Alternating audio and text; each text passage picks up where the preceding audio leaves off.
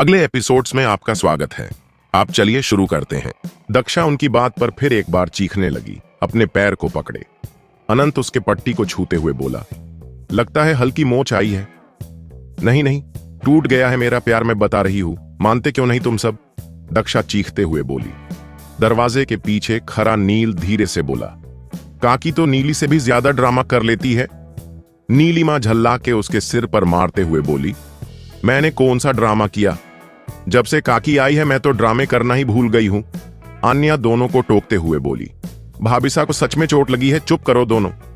अव्यन couch पर आराम से बैठते हुए बोला, मोही पानी लाओ मेरे लिए।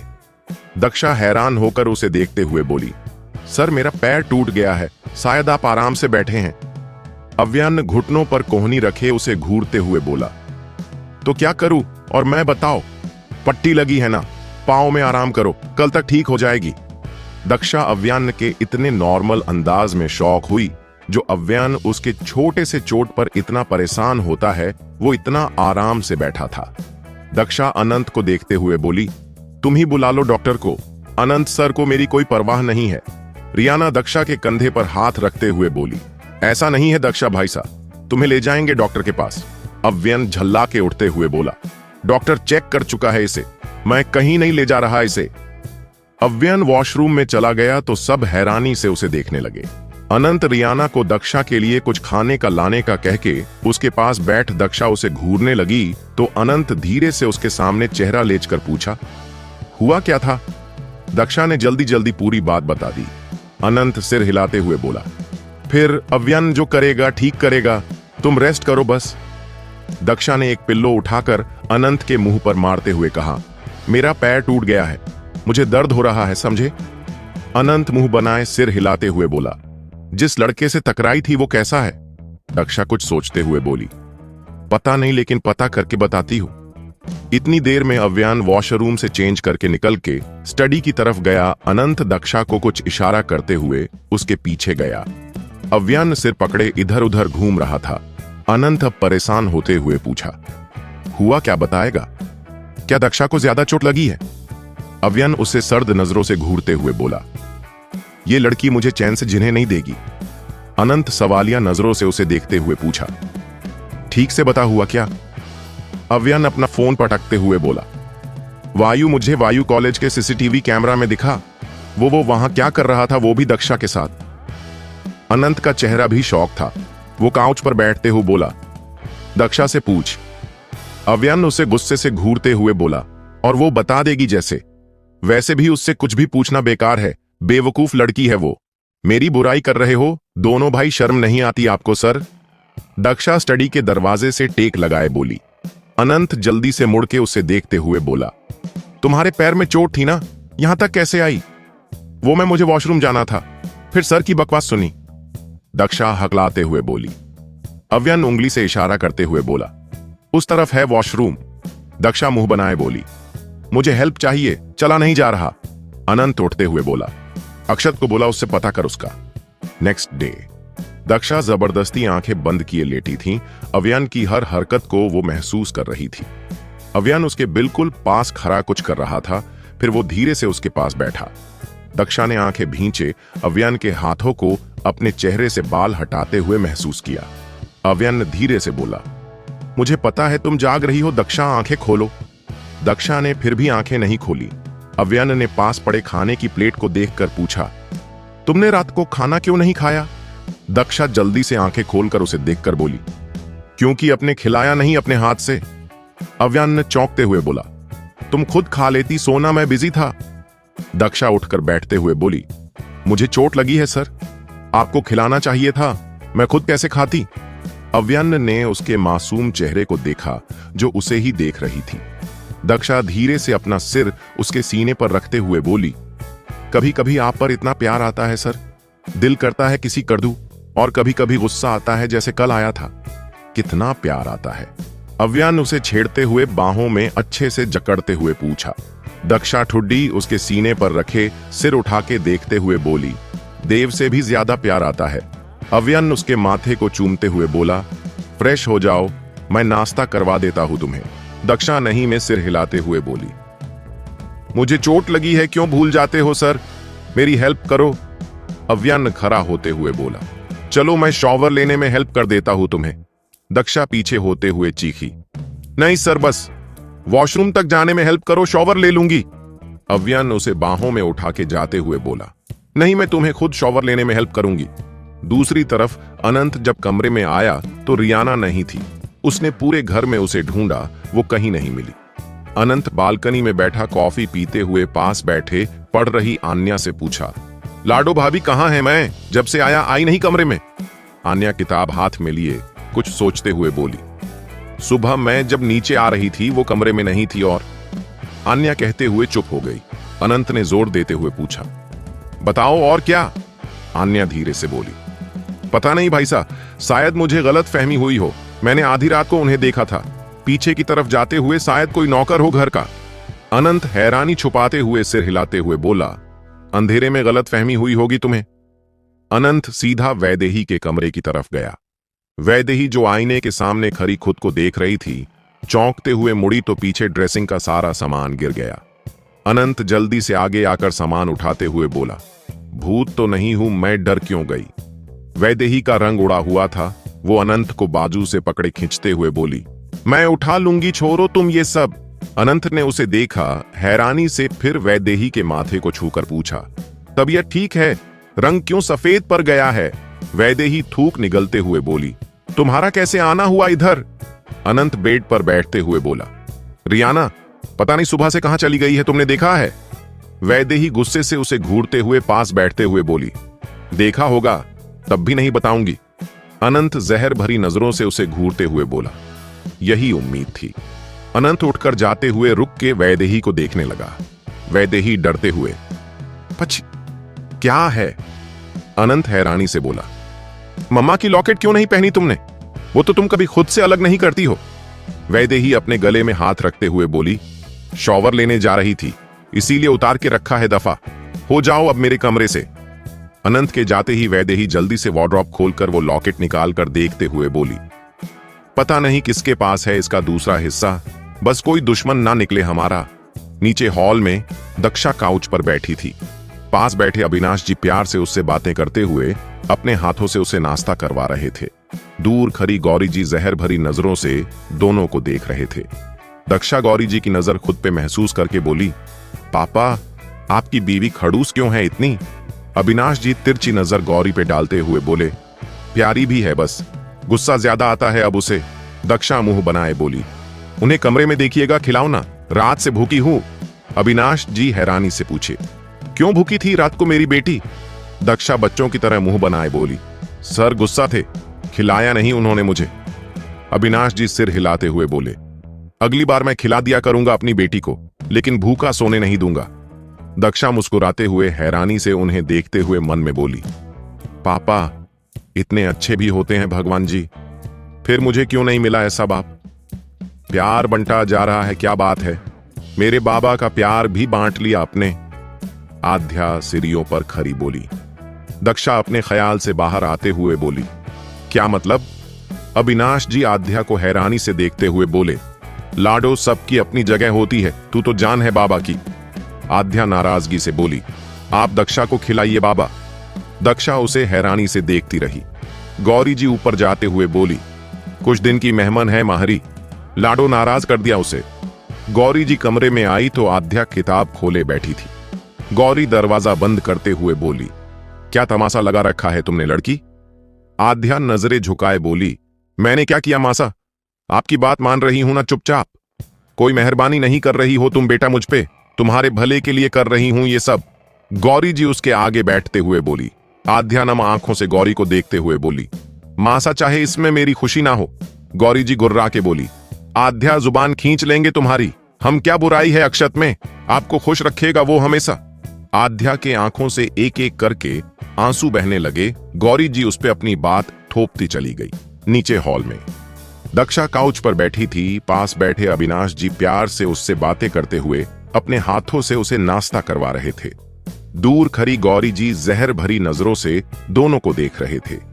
दक्षा गौरी जी की नजर खुद पे महसूस करके बोली, पापा आपकी बीवी खड़ूस क्यों है इतनी? अविनाश जी तिरछी नजर गौरी पे डालते हुए बोले, प्यारी भी है, बस गुस्सा ज्यादा आता है अब उसे। दक्षा मुंह बनाए बोली, उन्हें कमरे में देखिएगा, खिलौना, रात से भूखी हूं। अविनाश जी हैरानी से पूछे, क्यों भूखी थी रात को मेरी बेटी? दक्षा बच्चों की तरह मुंह बनाए बोली, सर गुस्सा थे, खिलाया नहीं उन्होंने मुझे। अविनाश जी सिर हिलाते हुए बोले, अगली बार मैं खिला दिया करूंगा अपनी बेटी को, लेकिन भूखा सोने नहीं दूंगा। दक्षा मुस्कुराते हुए हैरानी से उन्हें देखते हुए मन में बोली, पापा इतने अच्छे भी होते हैं भगवान जी, फिर मुझे क्यों नहीं मिला ऐसा बाप? प्यार बंटा जा रहा है, क्या बात है, मेरे बाबा का प्यार भी बांट लिया। अपने आध्या सिरियों पर खड़ी बोली। दक्षा अपने ख्याल से बाहर आते हुए बोली, क्या मतलब? अविनाश जी आध्या को हैरानी से देखते हुए बोले, लाडो, सबकी अपनी जगह होती है, तू तो जान है बाबा की। आध्या नाराजगी से बोली, आप दक्षा को खिलाइए बाबा। दक्षा उसे हैरानी से देखती रही। गौरी जी ऊपर जाते हुए बोली, कुछ दिन की मेहमान है माहिरी। लाडो नाराज कर दिया उसे। गौरी जी कमरे में आई तो आध्या किताब खोले बैठी थी। गौरी दरवाजा बंद करते हुए बोली, क्या तमाशा लगा रखा है तुमने लड़की? आध्या नजरें झुका बोली, मैंने क्या किया मासा? आपकी बात मान रही हूं ना चुपचाप। कोई मेहरबानी नहीं कर रही हो तुम बेटा मुझ पे, तुम्हारे भले के लिए कर रही हूं ये सब। गौरी जी उसके आगे बैठते हुए बोली। आध्या नम आंखों से गौरी को देखते हुए बोली, मासा चाहे इसमें मेरी खुशी ना हो। गौरी जी गुर्रा के बोली, आध्या जुबान खींच लेंगे तुम्हारी, हम क्या बुराई है अक्षत में, आपको खुश रखेगा वो हमेशा। आध्या के आंखों से एक एक करके आंसू बहने लगे। गौरी जी उस पे अपनी बात थोपती चली गई। शाम का वक्त एवर आफ्टर होटल, आलिशान होटल के कमरे के बेड में अक्षत और अनंत लिटा था और सामने परेशान घूम रहा अव्यन्न को देख रहे थे, जो उन्हें वहां बुला के खुद 2 घंटे बाद आया था। अक्षत उठकर बैठते हुए बोला, कहीं तेरा कुछ गलत इरादा तो नहीं अव्यन्न? ऐसे बंद कमरे में क्या करेगा हमारे साथ? अव्यन्न गुस्से से उसे घूरते हुए बोला, शट अप यार, मैं परेशान हूं। अनंत सीरियस टोन में बोला, मरवा दे वायु को, और क्या? अव्यन्न गुर्रा के बोला, बकवास मत करो कमीनो, सॉल्यूशन दो। अनंत उठकर अपना फोन उठाते हुए बोला, सॉल्यूशन ही था ये? अक्षत कुछ सोचते हुए बोला, मारना सही नहीं रहेगा यार, कमीना ही सही, पर दोस्त था हमारा, उसकी बहन अनाथ हो जाएगी उसके बिना। अव्यन्न काउच पर गिरते हुए बोला, दक्षा पागल कर देगी मुझे यार अपने प्यार में। अक्षत मुस्कुरा के बोला।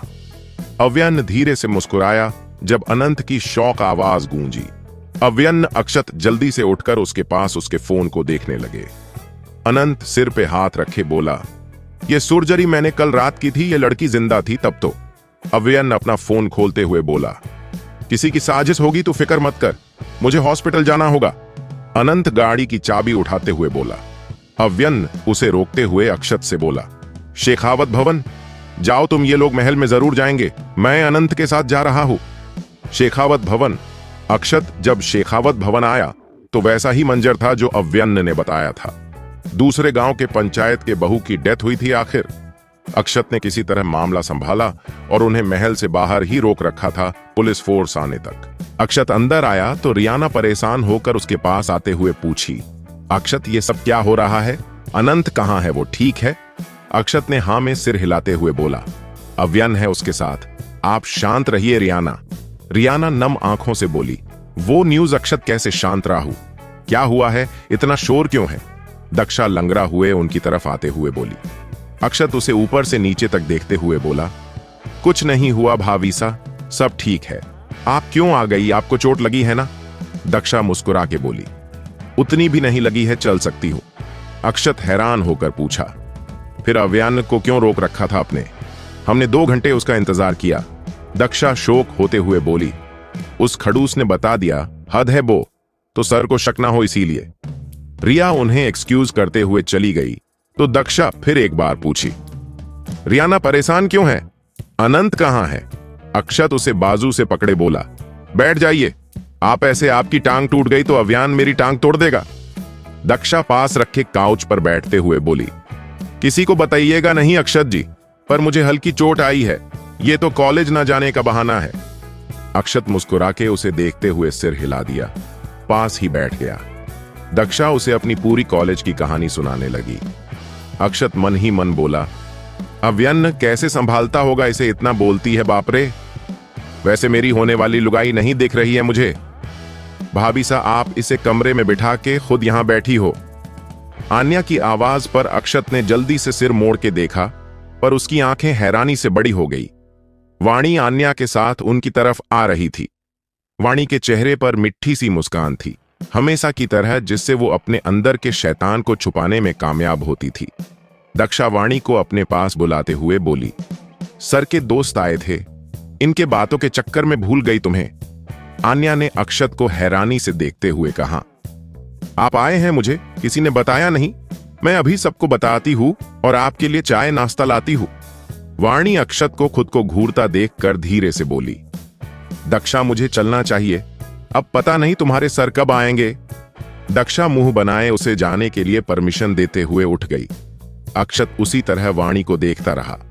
वाणी दक्षा के साथ दरवाजे पर थी जब अव्यान उनके सामने था। दक्षा खुश होते हुए जल्दी से अव्यान के पास आकर बोली, सर कितना लेट हो गए आप, वाणी से मिलाना था मुझे आपको। वाणी ने अव्यन को प्रणाम किया। अव्यन ने उसे नजरें उठा के देखा, जिसका चेहरा वायु से काफी मिलता था। अव्यन नॉर्मल भाव से बोला, हेलो वाणी। दक्षा नाराज होते हुए बोली, ये जा रही है, अब सर कब की आई हुई है। वाणी मुस्कुरा के बोली, फिर कभी मिल लूंगी दक्षु, फिलहाल जाना होगा भाई, इंतजार कर रहा होगा। अव्यन ने उसे रोकते हुए पूछा, कैसे जाओगी अकेले। वाणी सोचते हुए बोली, कैब से सर, वेद छोड़ आएगा, तुम्हें अकेला जाना सेफ नहीं होगा। अव्यन ने पीछे खड़े वेद को गाड़ी की चाबी देते हुए कहा। अव्यन के अंदर जाते ही दक्षा ने वाणी को गेट तक छोड़ा और अंदर आ गई, पर गौरी जी के तंज पर को ठिठक गई। कॉलेज जाए 2 दिन नहीं हुए, तेरे आवारा दोस्त घर आने लगे। दक्षा हैरानी फिर गुस्से से बोली, आवारा नहीं है, वो दोस्त है मेरी, तमीज से बोलिए ऑन्टी। गौरी जी गुस्से से बोली, जुबान मत चला माहरे से मनहुस, छोरी जब से आई है इस घर का सुख शांति खा गई है तू। दक्षा झल्ला के बोली, मैंने क्या किया, हर बात पर मुझे क्यों दोष देती है, क्या पता आपकी काली जुबान का असर हो। गौरी का गुस्सा और तेज हो गया, वो जैसे कुछ कहने को हुई। आध्या जल्दी से उनके बीच आते हुए दक्षा का हाथ पकड़े बोली, सगाई का लहंगा दिखाना है, चलो मेरे साथ। नेक्स्ट डे अनंत का कमरा। बेड के किनारे बैठी रियाना धीरे और प्यार से अनंत के बालों को सहला रही थी। अनंत ने धीरे से आंखें खोलकर उसे देखा और उठकर बैठ गया। रियाना मुस्कुरा के बोली, थोड़ी देर और सो जाओ, अच्छा लगेगा। अनंत सिर को पकड़े नहीं में सिर हिलाते हुए बोला, नींद नहीं आने वाली अब। रियाना परेशान होते हुए उसके चेहरे को छूते हुए बोली, कुछ नहीं होगा अनंत, सच तो पता चलना ही है। अनंत उसकी कलाई पकड़े उसे घूरते हुए बोला, कल कहां थी तुम, जब सुबह मैं आया तब भी नहीं थी, और रात को जब मैं कमरे में आया तुम तब भी नहीं थी। रियाना का सफेद चेहरा अनंत को हैरान कर रहा था। रियाना हाथ छुड़ाते हुए बोली, घर में ही थी, सगाई के कामों में बिजी थी, फ्रेश हो जाओ, मैं नाश्ता लाती हूं।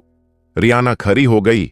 अनंत उसकी कलाई पकड़े उसे रोकते हुए आगे आकर उसके सीने से सिर रखते हुए बोला, 18 साल की थी वो, मैंने खुद उसकी सर्जरी की थी, वो ठीक थी, पता नहीं कैसे हुआ ये सब। रियाना नम आंखों से सामने दीवार को देखते हुए अनंत के सिर को सहलाते हुए बोला, तुम्हारी वजह से तो नहीं हुआ कुछ, तुम क्यों टेंशन ले रहे हो। अनंत धीरे से बोला, वो मुझसे कह रही थी उसे बचा लूं, वरना उसकी बच्ची अनाथ हो जाएगी। रियाना ने अनंत को अच्छे से हक किया और उसके सिर पर ठुड्डी रखते हुए बोली, अनंत शांत हो जाओ, मत सोचो इतना, कल सगाई है आध्या की, चलो तैयारी करते हैं मिलके। हॉल में सगाई घर में ही होने वाली थी, इसीलिए हॉल को, घर को अच्छे से खूबसूरती से सजाया जा रहा था। औरतें सभी कामों में बिजी थे, बस दक्षा आराम कर रही थी चोट का बहाना बना के। दक्षा लंगड़ारे हुए घर को देखते हुए सामने अव्यन को देखकर रुकी। जल्दी से अपने पैर को ऊपर करते हुए उसने रेलिंग पकड़ी। अव्यन सिर झटकते हुए आगे आया। दक्षा सांस रोके उसे देखते हुए दांत दिखाने लगी। अव्यन हाथ सीने पर बांधे बोला, टूटे हुए पैर के साथ कहां घूम रही हो। दक्षा इधर उधर देखते हुए बोली, अनंत को ढूंढ रही थी। अव्यन उसे बाजू से पकड़े अपने साथ ले जाते हुए बोला, अनंत से दूर रहा करो, वरना दोनों को उल्टा लटका दूंगा किसी दिन इस घर के छत से। दक्षा ने गुस्से हैरानी से अव्यन को देखा, जो उसे वार्डरोब में लेकर सीट पर बिठाते हुए वार्डरोब खोलने लगा। दक्षा खुन्नास से उसे घूरते हुए बोली, मेरी वार्डरोब है, वो आपका ऑपोजिट में है। अव्यान एक प्रिंटेड गॉर्जेट साड़ी निकलते हुए बोला, तुम्हारे कपड़े ही निकाल रहा हूं। दक्षा चौंकते हुए खड़ी हुई अव्यान उसकी तरफ मुड़ चुका था। दक्षा उसकी कलाई पकड़े बोली, मुझे घर से निकाल रहे हो, मेरे कपड़े के साथ बाहर फेंकोगे? सर, मैं अनंत से बात तो क्या उसके सामने भी नहीं आऊंगी, मुझे मत निकालो। अव्यान ने उसे अजीब नजरों से घूरते हुए, सर झटकते हुए उसके नाइट गाउन को खोल दिया।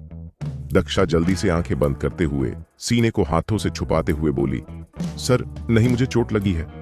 अव्यान उसकी बात पर मुस्कुरा के उसकी कमर पर हाथ रखते हुए बोला, नौटंकी ब्लाउज पेटीकोट पहन रखा है तुमने। दक्षा एक आंख खोले, उसे देखी अव्यान सारी उसके कमर के चारों तरफ लपेट रहा था। दक्षा मुस्कुरा के बोली, मैं तो देख रही थी किस हद तक आप ठरकी हो, मुझे चोट लगी है और आप मेरे साथ। अव्यान ने उसकी बात का जवाब दिए बिना प्लेट्स बनाने लगा। दक्षा उसे अच्छे से देखते हुए पूछी, कुछ और पहन लेती ना सर, साड़ी में पैर लपेट जाएगा। अव्यान ने उसके प्लेट्स को टक करते हुए बोला, हॉस्पिटल जा रहे हैं हम। दक्षा सिर हिलाते हुए रुकी, अव्यान को आंखें फाड़े देखा, फिर चीखी, नहीं मैं नहीं जाऊंगी, मैं तो ठीक हो गई हूं, देखो खरी हूं, अच्छी भली सर। अव्यान ने उसके पल्लू को सीने पर रख के पिन से सेट करते हुए बोला, कुछ देर पहले तक तो चला भी नहीं जा रहा था तुमसे। दक्षा बैठते हुए बोली, मैं नहीं जाऊंगी, हॉस्पिटल अकेले जाओ सर।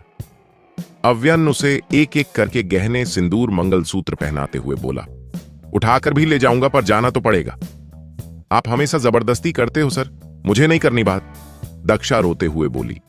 अव्यान उसे जूते देते हुए बोला, उफ, मेहरबानी मत करो, आज मुझसे बात मत करना, ठीक है।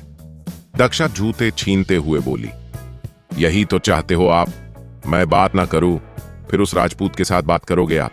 अव्यान हंस पड़ा। दक्षा लाल आंखों से उसे घूरने लगी। अव्यान अपने कपड़े निकलते हुए बोला, मैं 5 मिनट में आया। दक्षा सामने खुद को आईने में देखते हुए आंसू साफ करते हुए लिपस्टिक, हल्की ब्लैश और काजल लगाने लगी। उसके गोरे रंग में उसका निखार खिल उठा था। वो उठी और लंगाते हुए बाहर निकल गई।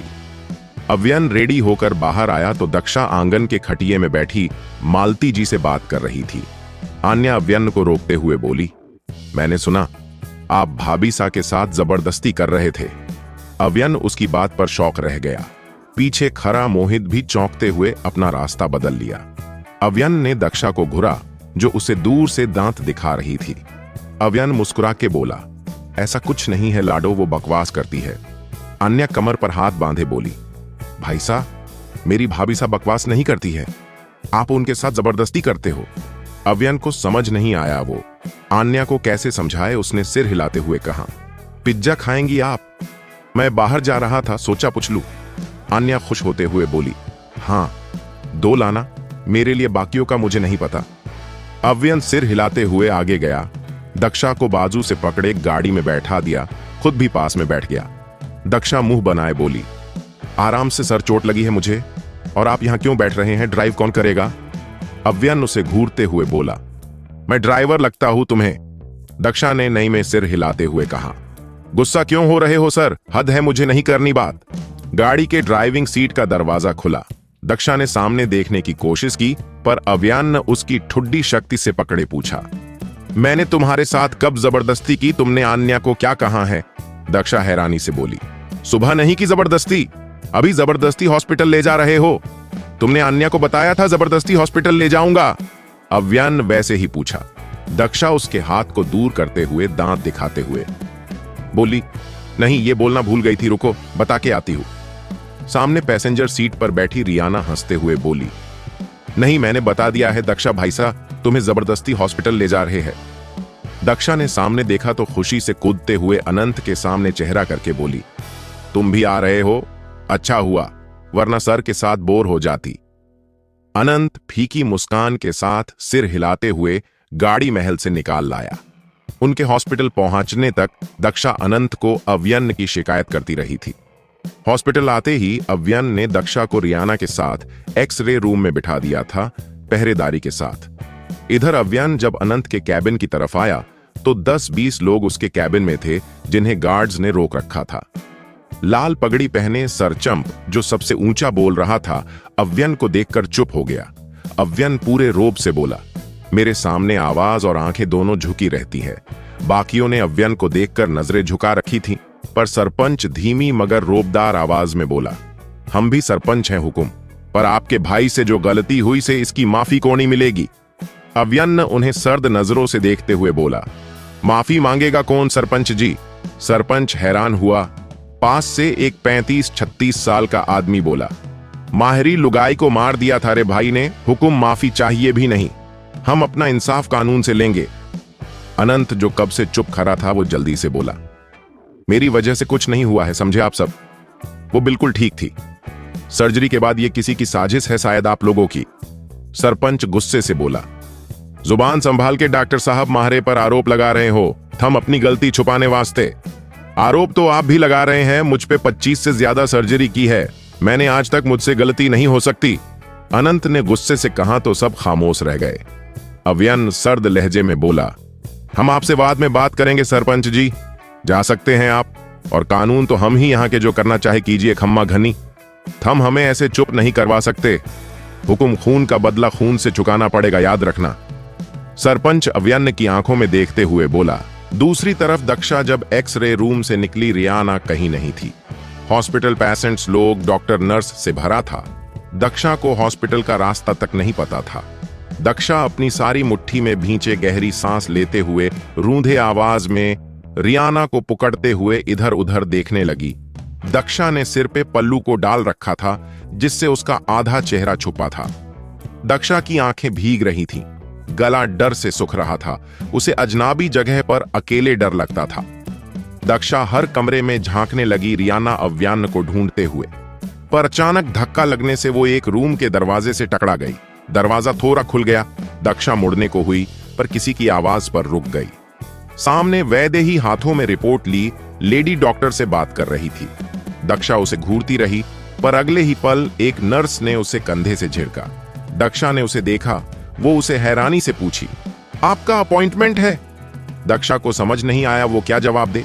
नर्स यंग थी।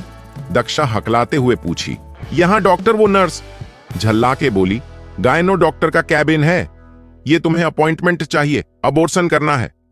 दक्षा ने बस हाँ में सिर हिलाया। नर्स उसे वहीं रुकने का कहकर अंदर गई, लेकिन दक्षा जल्दी से वहां से निकल गई। रास्ता पूछते हुए दक्षा पार्किंग की तरफ आई थी, जहां 1000 से भी ज्यादा गरियां थी। दक्षा अब अपने आंसू नहीं रोक सकी और वही खरी रोने लगी। सब आते जाते उसे देख रहे थे। दक्षा बच्चों की तरह रोते हुए अव्यन का नाम ले रही थी, जब किसी ने उसे कंधे से पकड़ा। दक्षा मुड़ते ही उसके गले लग गई, पर अपने पीठ पर किसी अजनबी का हाथ महसूस करते ही दक्षा दूर हुई थी। सामने खड़ा ईशान मुस्कुरा के उसे देख रहा था। दक्षा 2 कदम पीछे होते हुए बोली, तुम यहां?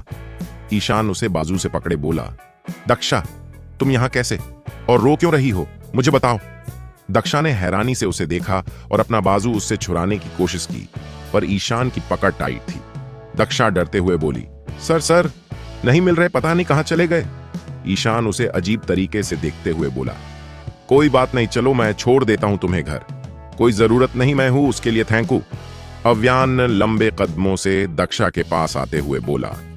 अव्यन ने दक्षा को अपनी तरफ खींचा। दक्षा जल्दी से अव्यन के सीने में किसी छोटी बच्ची की तरह लिपटकर फिर एक बार रोने लगी थी।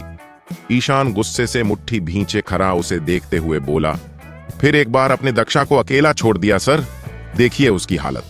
अव्यन ने बिना किसी भाव के उसे घूरते हुए कहा, थैंक यू ईशान, तुम जा सकते हो। कहानी सुनने के लिए धन्यवाद। सब्सक्राइब करना ना भूले।